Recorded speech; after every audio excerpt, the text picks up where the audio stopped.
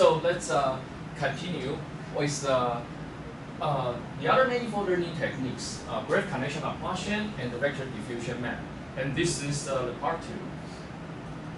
In the part 2, we will focus on a real-world example called cryo-Electron microscopy, cryo-EM. Okay, the algorithm again can be found in this paper. So what is a cryo-EM?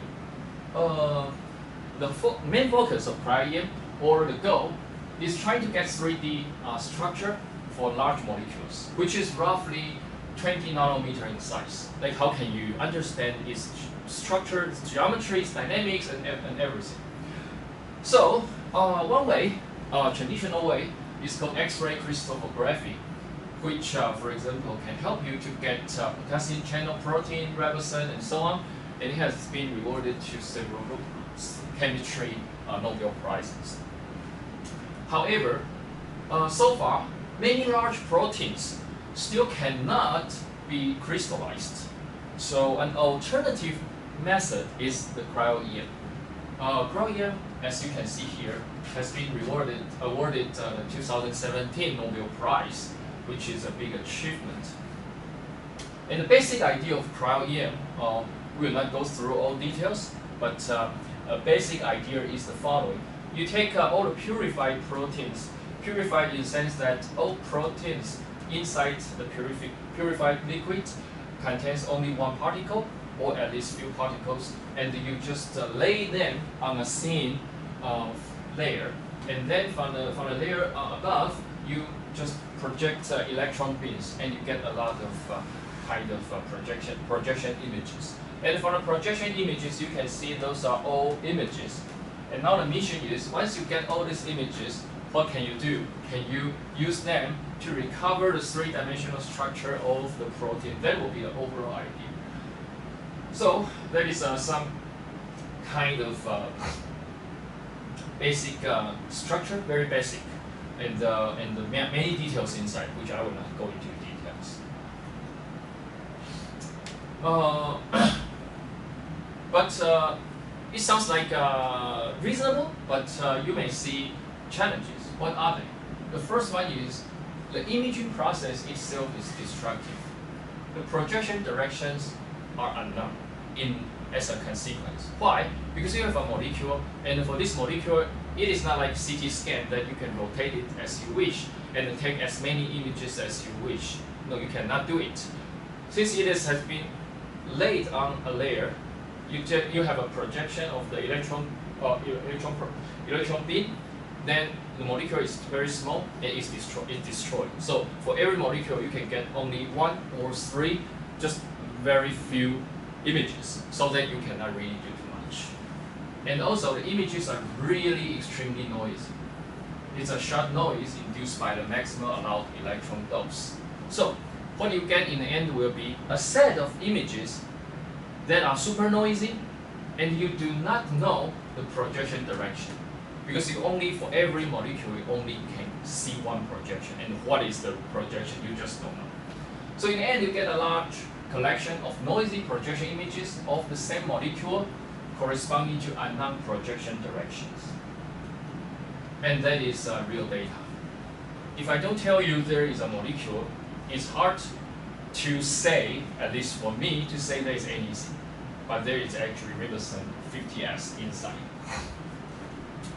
The goal is to reconstruct the three-dimensional structure of a molecule for such unlabeled means the projection direction, noisy projection images. And how can you do it?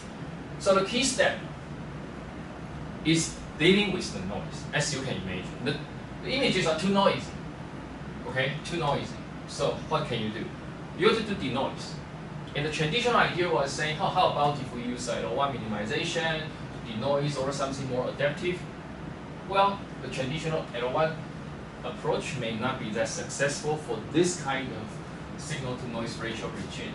So we may want to consider something more adaptive, different. And what is it? So if you look at this scheme, this is a cartoon of the imaging process.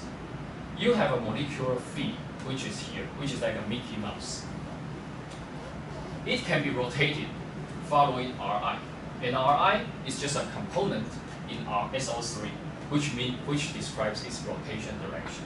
And you have an electron source from below that emits electrons, and you get a projection image like this. If you take an observation of this image, what can you say? The first observation is the following. First, Ri3, the third direction, can be used to describe the projection direction. Second, you have the first column and the second column, Ri1 and Ri2, that describe the in-plane rotation like SO2. What you have is, you have one rotation, you have one projection direction here, and then you have rotation, describing the rotation by Ri1 and the 2, and this is Ri3. So, from this picture, what you say is, if you have some kind of the same image, okay, with the same projection direction, and you do some in-plane rotation of the molecule, then the projection image will be rotated as well, right? You rotate this guy, then the image here will be rotated simultaneously. So that is the first and the very important observation. So mathematically, what you can do is try to describe all possible projection images by the projection direction plus in-plane rotation, which jointly gives you a three-dimensional rotation. So what you see here in this plot is you have a sphere which describes all possible projection directions. And in each projection direction, you have rotation. So that you can see all these images, they are the same up to rotation. All these images are the same up to rotation. So the whole space is what? The whole space is a three-dimensional rotation encoding the projection direction and the in-plane rotation. In the end, what you can describe mathematically is you have a fiber, which is a principal bundle fiber. We will discuss a bit more about this notion later when we discuss theory, but you can use the fiber to describe what's going on in the in-plane rotation. And the base, which describes all projection direction. And so that you can organize projection images by their projection directions. That is, suppose in the end of the day, you are able to cluster all the images according to their projection. Maybe we can do something. Maybe we can do something. And in short, not in short, but it's not, on the overall, fiber fiberation is a powerful mathematical tool to parameterize the data set. That is, we take some topological information to quantify the data set.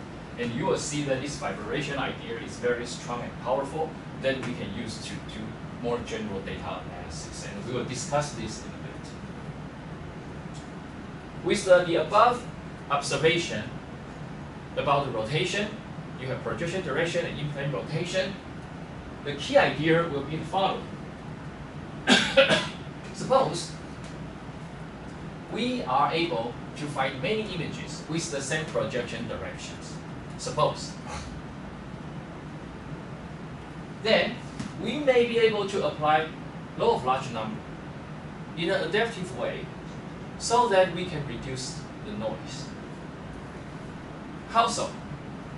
Suppose this is a clean image, and you have two noisy images. They come from the same projection direction, but different in-plane rotations.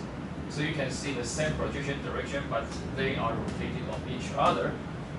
Then, suppose we can rotate the second image so that it is aligned with the first image. Suppose we can do so, then we can take an average so that we can recover the underlying image and reduce the ambient space noise. That is what we want to do in the end of the day by using the rotation structure and well, in the end of the day, it's dimension reduction, so that we can achieve a denoise image. Now, the question is, how can you do this grouping? How can you, by taking the set of all noisy images and clustering them into groups, so that each group of images share the same projection direction? Okay, so what we want to do is you consider the structure so that you can get the so-called geodesic distance of the sphere, and the sphere describes the projection direction. That would be our basic idea. Okay, and overall, the algorithm is like the following. You have a lot of noisy images, you just don't know what's going on. Now, first thing is you group the images to the correct projection direction by running vector diffusion map and evaluate vector diffusion distance. Using vector diffusion distance, you can cluster images into groups. Second, you take average, or it's called class averaging, of each group to get clean images. Once you get clean images and you know the projection direction, then you can run inverse X-ray transform to recover the molecule. That will be the overall structure. And this is the vector diffusion map that we'll focus on. And step one, how to apply vector diffusion distance. You have noisy images, like before, you consider Wij, affinity, Oj, the rotation, by evaluating RID distance of these two images. Easy, right? And you can calculate pairwise distances. Then you calculate vector diffusion maps and evaluate vector diffusion distance. And you use vector diffusion distance to cluster all the images. That will be the first step. And then, once you get the image groups, then you can continue with the algorithm. And this is the result of applying vector diffusion distance. So what do we see here? This is a neighbors of one projection images. Okay, and okay, so this is how to read this one. You have a true projection direction. It is this projection. Okay, and from here you can use RID to determine all the neighboring images. And if you can take all the neighboring images, which has a very small RID distances, and you know all these images ground truth. Okay, this is simulated data, so you know ground truth. Okay, so you evaluate all the neighboring true angles, and you plot the histogram of all those true angles. Then what you can see is all the angles, they have quite a lot of outliers here, because you see ideally the images should be, the angles should be very, very close to zero, but you can see a lot of outliers. So this is if you only apply RID. But now, if you take the vector diffusion map, or you take the connection into account and run vector diffusion map, then this is what you get. You can see that all the neighboring images you can find will be much concentrated around angle 0. Angle 0, this is the theta.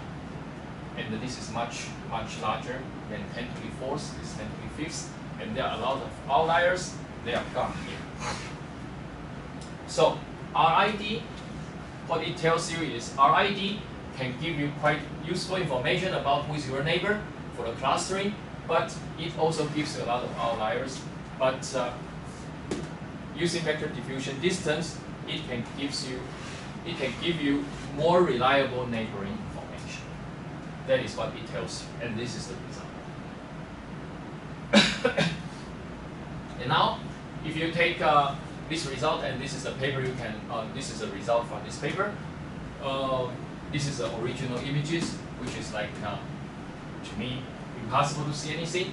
And after you run this class averaging, you can see they look much better.